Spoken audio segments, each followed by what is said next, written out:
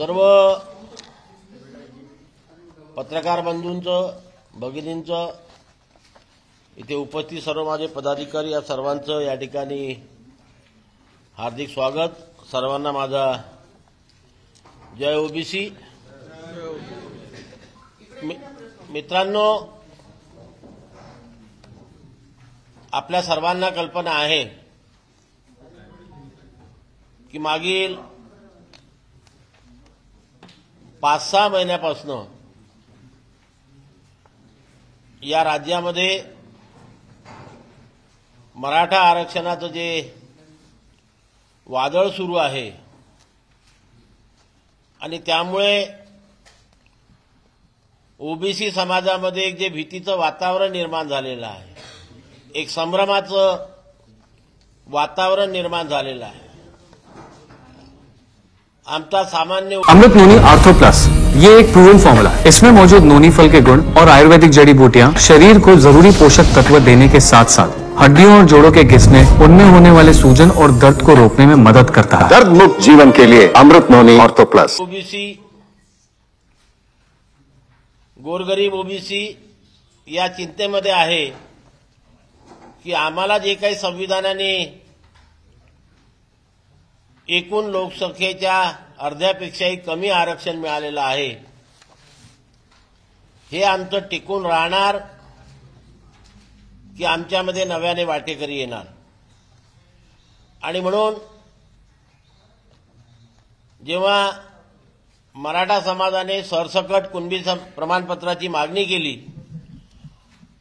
आणि मराठा समाजाला ओबीसी समाजातून आरक्षण द्यावं या 2 मागण्या आल्या, तेव्हा या राज्यातील संपूर्ण ओबीसी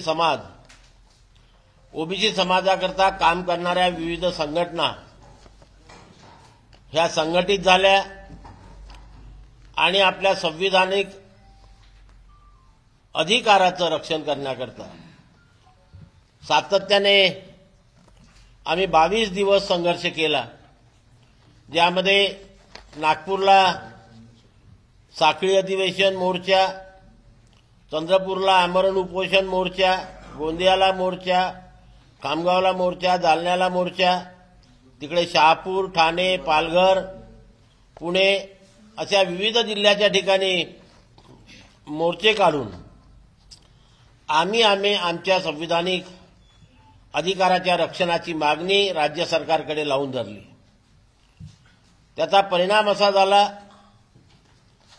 की 29 सप्टेंबरला सरकारने आम्हाला चर्चेला बोलवलं आणि माननीय मुख्यमंत्री, उपमुख्यमंत्री, इतर मंत्री आणि आमचे सर्व पदाधिकारी राज्यातील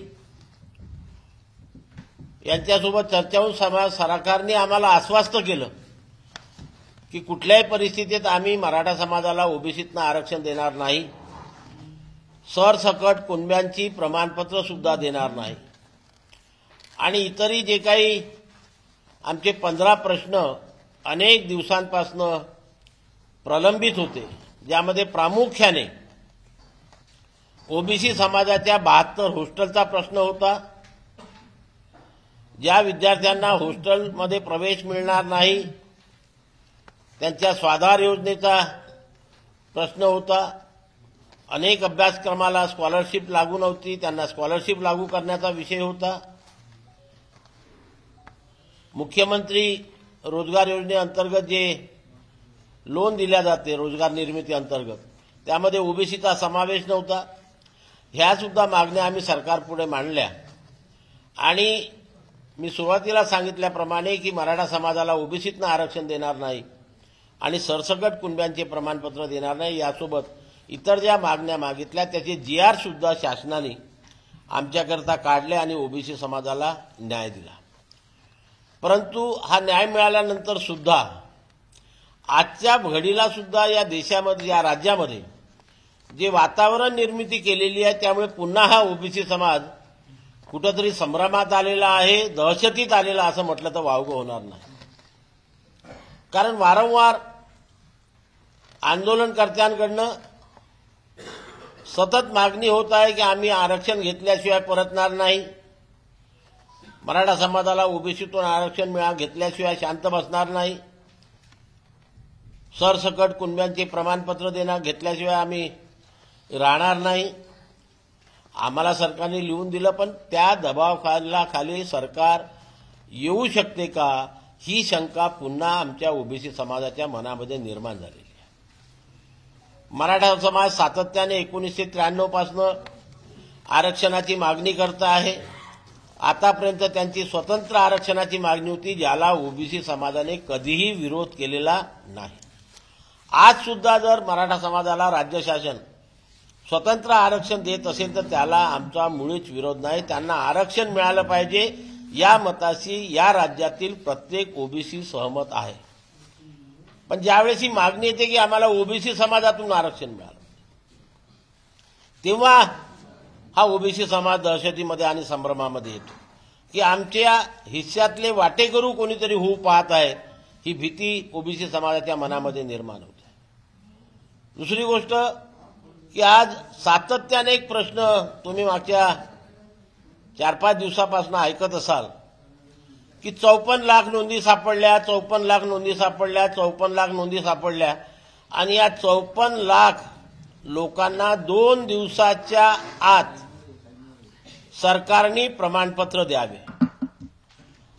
माझा आपल्या माध्यमातून सरकारला हा प्रश्न आहे की सरकारने त्याचं स्पष्टीकरण द्यावं आणि या ओबीसी समाजाची सहानुभूती कायम ठेवावी, ओबीसी समाजाला सुरक्षित करावे. की ह्या ज्या 54 लाख नोंदी सापडल्या म्हणतात, या 54 लाख नोंदींचं टॅब्युलेशन करून, कारण 13 कागदपत्रामध्ये ह्या नोंदी सापडलेल्या आहेत, म्हणून एक्झॅक्ट नोंदी किती सापडल्या आणि त्या एक्झॅक्ट नोंदीपैकी ऑलरेडी किती लोकांनी प्रमाणपत्र घेतलेले आहे, हा इथे महत्वाचा प्रश्न आहे. हे काम सरकारला करावं लागणार आहे की सरकारने सांगायला पाहिजे. आम्ही दावा करतो अधिकृतरित्या या ठिकाणी की ज्या काही नोंदी सापडलेल्या आहेत त्याच्यातल्या 99.5% लोकांजवळ ऑलरेडी सर्टिफिकेट आहे. मी जर असं म्हटलं की 100% लोकांजवळ आहे, ती अतिशयोक्ती होणार नाही. कारण ह्या सर्व नोंदी 1967च्या पूर्वीच्या आहे, नवीन नाही आहे. आणि ज्या लोकांच्या 1967च्या पूर्वीच्या नोंदी आहेत त्याच्याजवळ ऑलरेडी प्रमाणपत्र आहे. उदाहरणार्थ आपल्या नागपूरचं उदाहरण आपण घेऊ. या नागपूरमध्ये 2,35,000 नोंदी सापडल्या. या 2,35,000 मध्ये रिपिटेशन जर टाळलं आपण, समजा 1.5 लाखावर आलं, 2.25 लाखावर, सर्व लोकांजवळ सर्टिफिकेट. इथे बसलेले जेवढे लोक ओबीसी महासंघाची या ठिकाणी बसले, आपल्या पत्रकारांमध्ये काही लोक असतील, असा कोण माणूस आहे नागपूर जिल्ह्यामध्ये किंवा आमच्या विदर्भामध्ये, कोकणामध्ये, उत्तर महाराष्ट्रामध्ये की ज्यांच्याजवळ कुणब्याची नोंद आहे आणि प्रमाणपत्र घेतलेलं नाही? एकही माणूस शिल्लक नाही. 1994 पासून आम्ही लाभ घेऊन राहिलो. आणि मग सर्वांजवळ प्रमाणपत्र असताना पुन्हा आंदोलनकर्ते जे मागणी करतायत की 54 लाख नोंदी सापडल्या, 54 लाख नोंदी, आणि आम्हाला सर्वांना 2 दिवस, आम्हाला डबल प्रमाणपत्राची गरज काय? म्हणून आता सरकारला माझं निवेदन आहे आपल्या मार्फत की सरकारने आता नव्याने मराठा समाजाचं मागासलेपण सिद्ध करण्याचं सर्वे आजपासनं सुरू झालं असं ते म्हणतात. पण खरं म्हणजे उद्या आणि परवा प्रशिक्षण आहे, 26 तारखेला सुट्टी आहे, 27 तारखेपासून ते काम सुरू करतील. 31 तारखेपर्यंत त्यांना ते काम पूर्ण करायचं आहे. पण मला हा प्रश्न या ठिकाणी निर्माण होतो की या राज्यातील 12 कोटी ते 14 कोटी लोकांचं सर्वेक्षण करताना 5-6 दिवसामध्ये ते कसे शक्य आहे? कारण सरकारने अनेक माणसं लावली असतील, यंत्रणा लावली असतील, तो त्यांचा प्रश्न. दुसरा प्रश्न इथे हा येतो की इथे सर्वे करताना मराठा समाज आणि ओपन कॅटेगरीचा सर्वे ते करणार आहे आणि आम्ही जे एससी, एसटी, ओबीसी आहोत यांची फक्त नोंद घेणार. म्हणजे त्यांना SC, ST, OBC, open, Maratha सर्वांच्या घरी जायचं आहे. मग हे जात असताना कोणत्या घरी जायचं याचं कॅटेगरीशन सरकारने काय ठरवलं ते काय डिक्लेअर केलेलं नाही. कारण याच्यामध्ये व्हायला पाहिजे अतिश्रीमंत, कमी श्रीमंत, मध्यमवर्गीय, बिलो पॉवर्टी लाईन, बिलो या सर्व प्रकारच्या लोकांचं सर्वेक्षण होईल. तेव्हाच एक्झॅक्ट एखादी जात किंवा एखादा समाज मागासला आहे किंवा नाही हे सिद्ध होईल.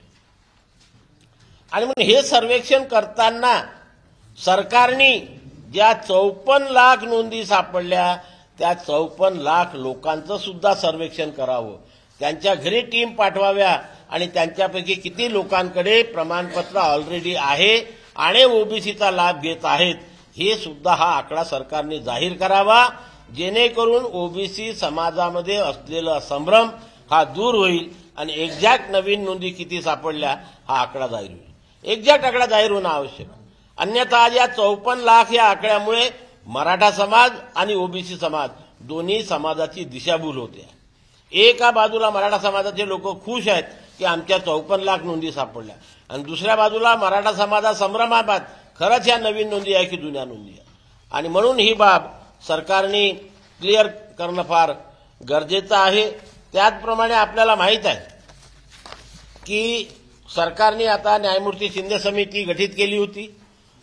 शिंदे समितीने कुणबी जातीच्या नोंदी शोधताना आतापर्यंत फक्त 2च कागदपत्र अधिकृतरित्या ग्राह्य धरले जात होते, ते म्हणजे महसूल पुरावा किंवा शैक्षणिक पुरावा.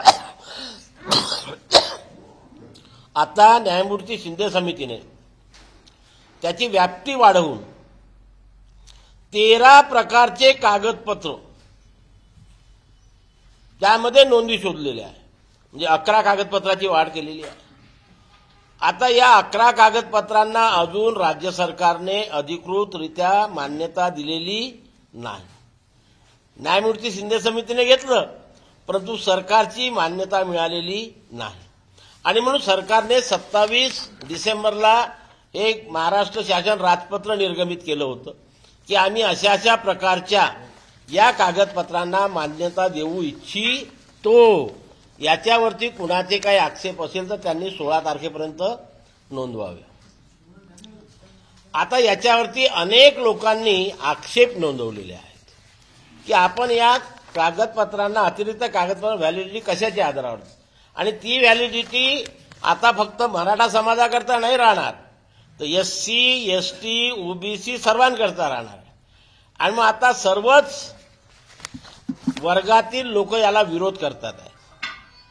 आणि म्हणून याचं सुद्धा आता आक्षेप नोंदवल्यावर त्या आक्षेपांचं जोपर्यंत निराकरण होत नाही तोपर्यंत शासन तशा प्रकारचा शासन निर्णय किंवा राजपत्र काढू शकत नाही.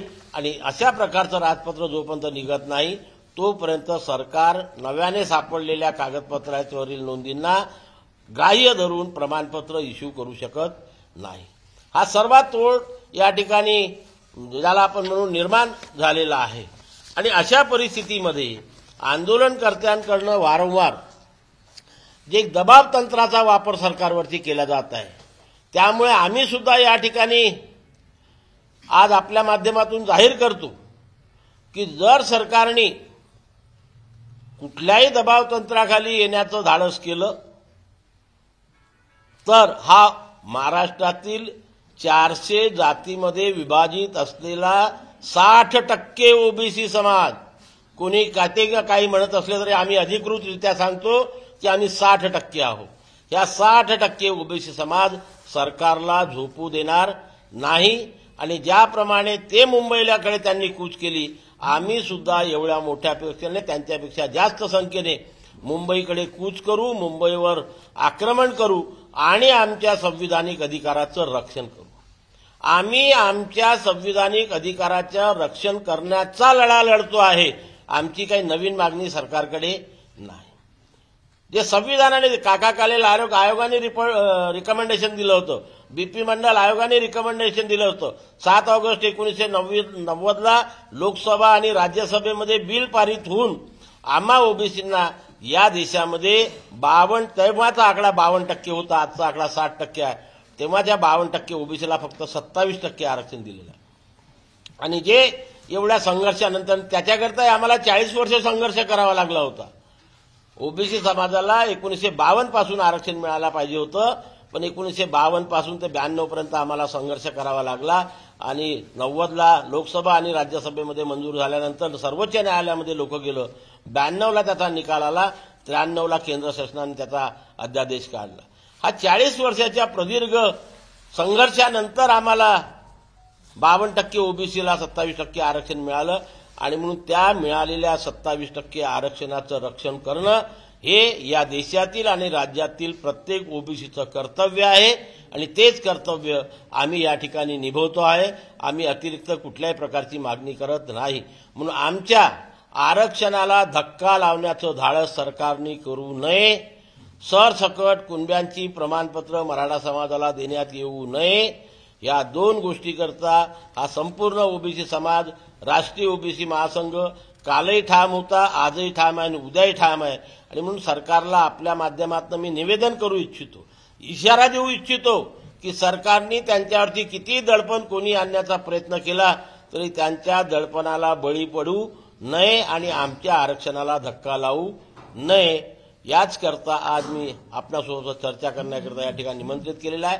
सरकार जर तशा प्रकारचं धाडस करेल, मी वारंवार सांगितलं की आम्ही वेट अँड वॉचच्या भूमिकेत आहोत. ज्या दिवशी आमच्या या संविधानिक अधिकाराला धक्का लागतं असं आम्हाला कळेल त्या दिवशी या राज्यातील ओबीसी सरकारला झोपू देणार नाही. याची सरकारने दखल घ्यावी.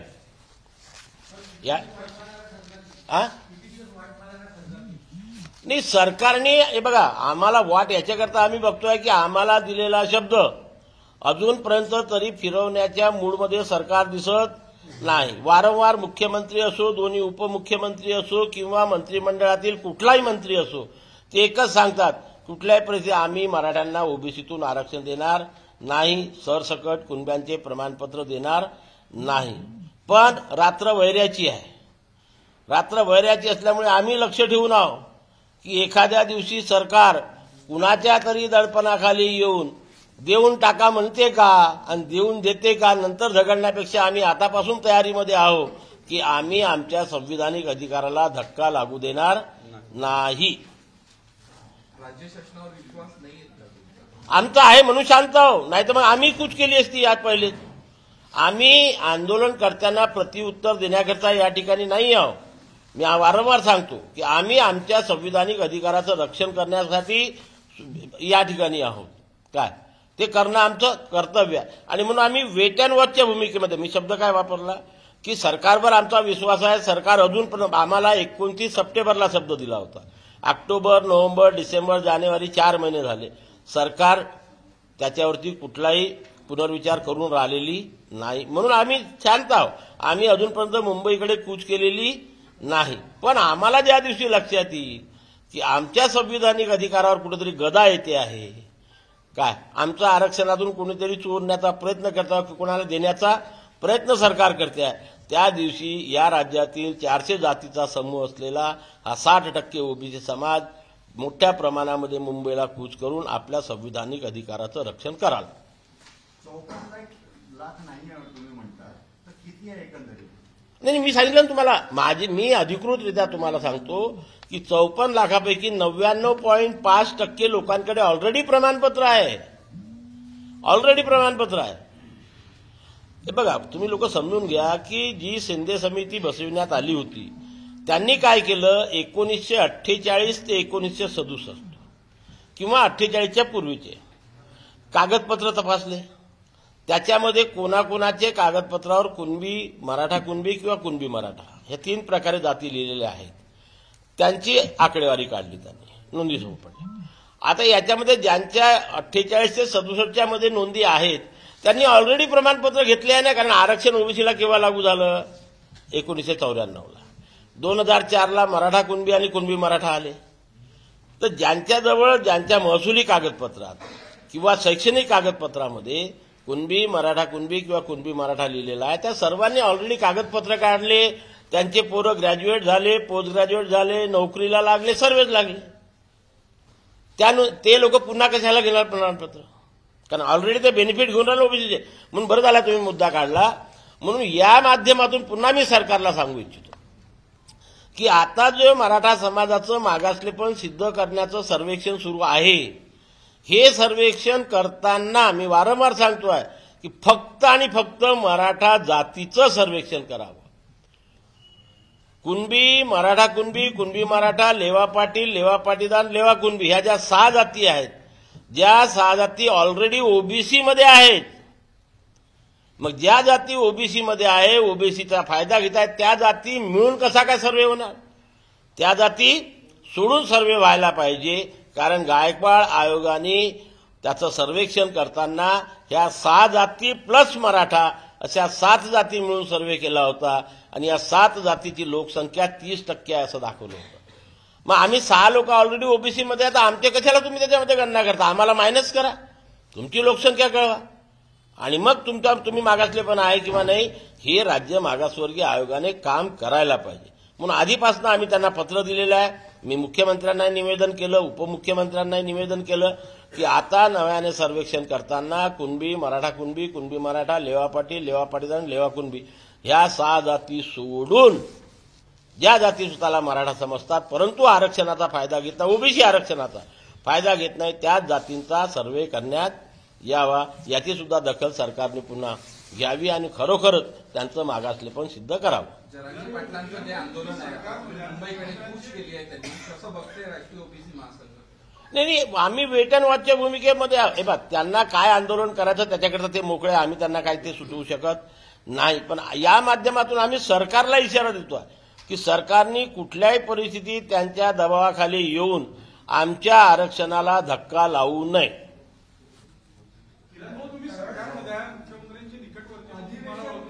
एक हा विशेष अधिवेशन बोलावलेलं आहे सरकारने, तर हे आंदोलन आता मुंबईकडे याला करून पॉलिटिकल नाही, विशेष अधिवेशन फेब्रुवारीमध्ये बोलू असं सरकार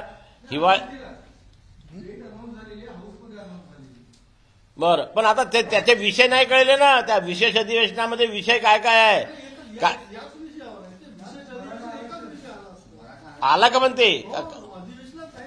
ते अधिवेशनात जाहीर केलं होतं, पण आता त्यांचं आता जे राज्य मागासवर्गीय आयोगाला काम दिलेलं आहे आणि राज्य मागासवर्गीय आयोग एवढ्या फास्ट काम करते आहे, या राज्य मागासवर्गीय आयोगाचा अहवाल आल्याशिवाय, मी अहवाल शब्द वापरतो, अहवाल आल्याशिवाय राज्य सरकार अधिवेशन घेऊ शकत नाही, हे तुम्हाला सांगतो. कारण अधिवेशन घ्यायचं आणि कुठला निर्णय घ्यायचा असेल तर त्याच्याकरता आधार पाहिजे असतो आणि हा आधार म्हणजे काय राहील? या राज्य मागासवर्गीय आयोगाचा अहवाल. त्याच्यामध्ये राज्य मागासवर्गीय आयोग काय शिफारस करते आणि त्या शिफारसीवर सरकार काय विचार करते हे अधिवेशन घेऊन डिक्लेअर होईल. आता या राज्य मागासवर्गीय आयोगाचा अहवालच तिथपर्यंत येते की नाही? कारण 30 तारीख लास्ट डेट दिली आहे, नंतर टॅब्युलेशन आहे, 30 तारखेपर्यंत होते की नाही होते याच्यावर शंका आहे. जरी त्यांनी डेट दिली असली तरी मी मगाशी ज्या ठिकाणी जसं आपल्याला म्हटलं की 60% SC ST ओबीसी जर मिळालं आपण तर 80% लोक होतात. या 80% लोक सोडले तर आले 20%. आज जवळजवळ 12 ते 14 कोटी लोकसंख्या आपल्या महाराष्ट्राची आहे. म्हणजे जवळजवळ त्यांना 2.5 ते 3 कोटी लोकांच्या घरी जायचं आहे. मग 2.5 ते 3 कोटी लोकांच्या घरी जाऊन तेवढी माहिती भरून त्याचं टॅब्युलेशन करून हे करून रिपोर्ट तयार करणं आपण म्हणतो तेवढं सोपं नाही, तुम्ही किती केलं तरी. आणि म्हणून जोपर्यंत हा राज्य मागासवर्गीय आयोगाचा अहवाल येत नाही तोपर्यंत जरी सरकारने घोषित केलं असलं तर ते अधिवेशन होईल की नाही याविषयी मी साशंका.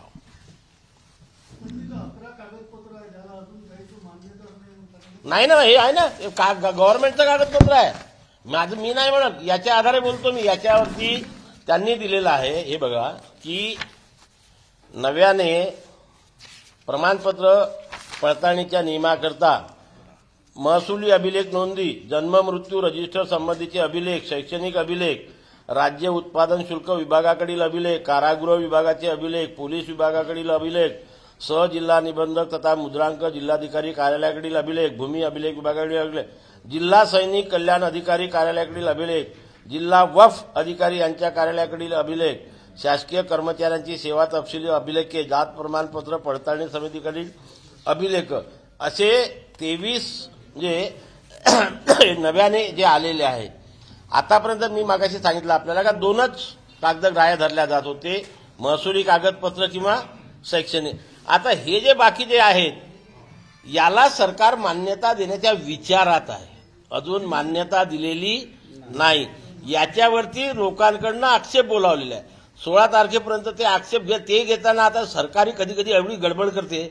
आता आम्हाला म्हणून शंका येते कधी कधी गडबड होऊ शकते का. की त्यांनी 16 तारखेपर्यंत आणि आता कम्प्युटरचा जमाना असताना मंत्रालयात स्वतः ऑब्जेक्शन आणून द्या अशी अट टाकली होती. आणि आता हे सर्वांकरता लागू होणार आहे.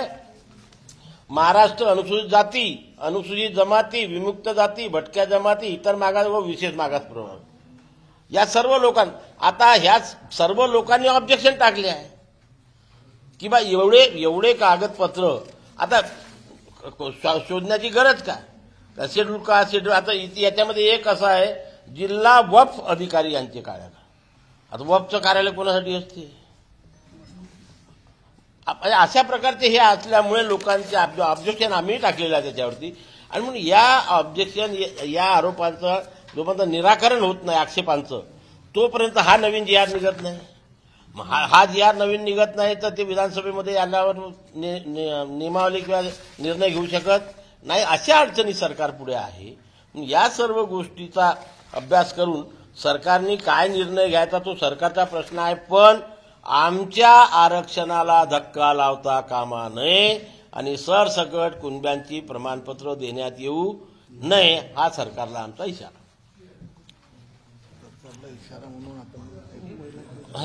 तुम्ही बोलता जिल्हा यात्रा हा दुसरं एक मिनिट का एक मिनिट कधी मी आता जे महाराष्ट्र शासन राजपत्र म्हटलेलं आहे याच्या विरोधामध्ये 7 फेब्रुवारीला चंद्रपूरला SC ST OBC समाजाचा एक भव्य मोर्चाचं आयोजन करण्यात आलेलं आहे.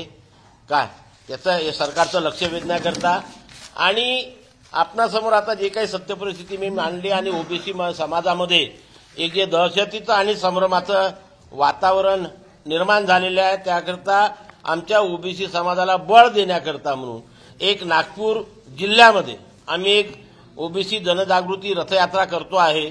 त्याची सुरुवात होणार आहे 31 जानेवारी ते 5 फेब्रुवारी असं 6 दिवस ही यात्रा पूर्ण नागपूर जिल्हा फिरेल आणि लोकांमध्ये जी काही चिंतेची बाब आहे संभ्रम आहे तो दूर करण्याचा आम्ही प्रयत्न करू आणि सर्वांना ओबीसींना संघटित करण्याचा या माध्यमातून प्रयत्न राष्ट्रीय ओबीसी महासंघातर्फे करण्यात येणार आहे. धन्यवाद.